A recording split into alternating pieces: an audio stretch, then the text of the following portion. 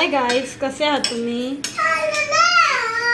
आज माझ्या मिस्टरांना शेंगदाण्याचे पोळे खायचं मूड झालंय, तर मी आज करणारच नव्हते, पण म्हटलं की चला आज त्यांची इच्छा आहे तर करू. मी फर्स्ट टाइम बनवते, मी आजपर्यंत कधीच बनवलं नाही, पण मी माझ्या सासूला आणि मी माझ्या आईला आणि सासूला बघितलं करताना, तर बघते ट्राय करून बघणार आहे.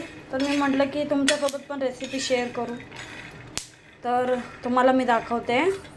सर्वात आधी शेंगदाणे भाजून घेत आहे, थोडेच करत आहे, जास्त करत नाही आहे. इथे गूळ काढून ठेवलं आहे, तोडून ठेवलं आहे गुळाला, त्यामुळे ऋत्वीचं चालू आहे मला गूळ दे म्हणून. तिला एक हातात देऊन पाठवलं. एवढ्यात मी तिचा आवाज ऐकलाच असाल. मी शेंगदाण्याची पोळी कसं करते ते तुम्हाला मी दाखवते, कारण की मीच फर्स्ट टाईम बनवते. तर म्हटलं तर मग मी आता ह्याला थोडंसं थंड करून घेणार आहे, कारण की असं डायरेक्ट मिक्सरमध्ये बारीक करून घेतलं तर गूळ पटकन मेल्ट होऊन जाईल. त्याच्यामुळे शेंगदाणे आपल्याला थंड करून घ्यायचे आहेत, पूर्ण थंड व्हायला पाहिजे.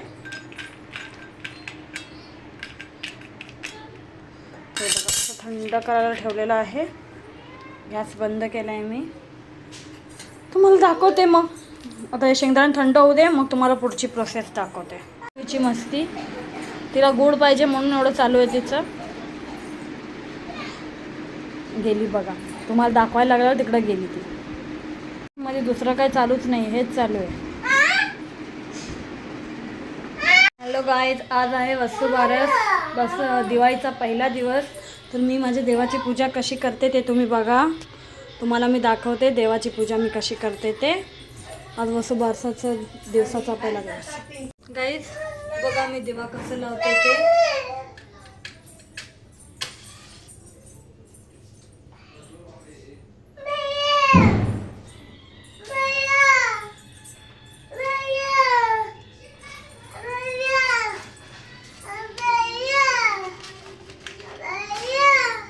इथं ऋत्वी आलेली आहे. आता ऋत्वीचा आवाज येत असेल तुम्हाला.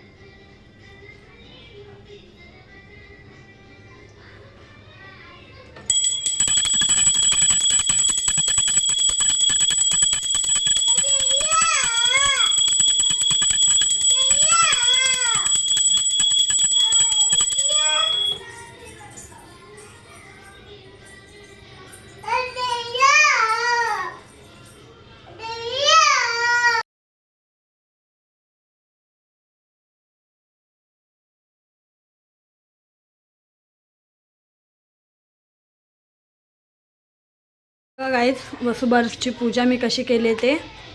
आणि हे माझं वासरू, हे मला लग्नाच्या टायमाला दिलेलं आहे. माझ्या ताईच्या सासूनी मला हे दिलं लग्नामध्ये. खूप छान आहे, मला खूप आवडतं ते वासरू. बघा गाईज, मला तेवढं छोटंसंच मंदिर आहे, जास्त मोठं नाही आहे, तो मला खूप आवडतं हे.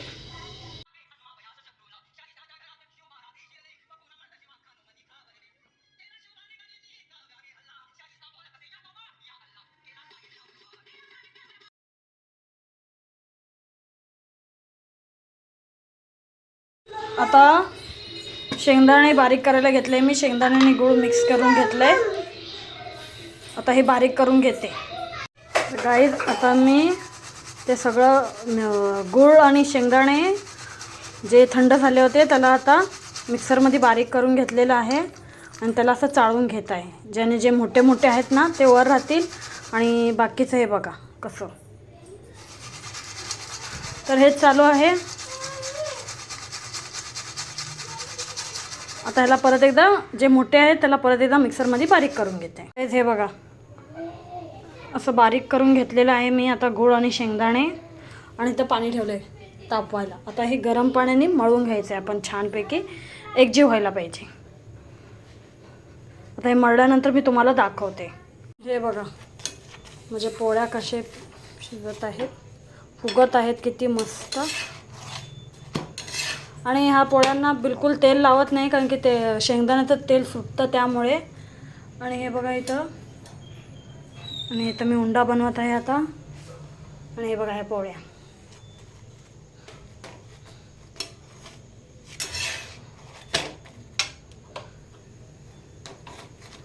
आणि याला बिलकुल तेल लावायचं नाही, कारण की शेंगदाण्याचं तेल सुटतं त्यामुळे.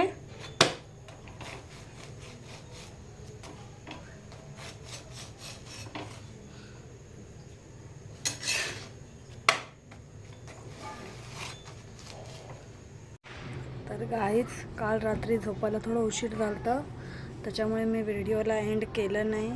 तर तुम्हाला जर व्हिडिओ आवडला असेल तर व्हिडिओला लाईक करा, शेअर करा, कमेंट करा आणि सबस्क्राईब करायला विसरू नका. भेटूया नेक्स्ट ब्लॉगमध्ये. बाय.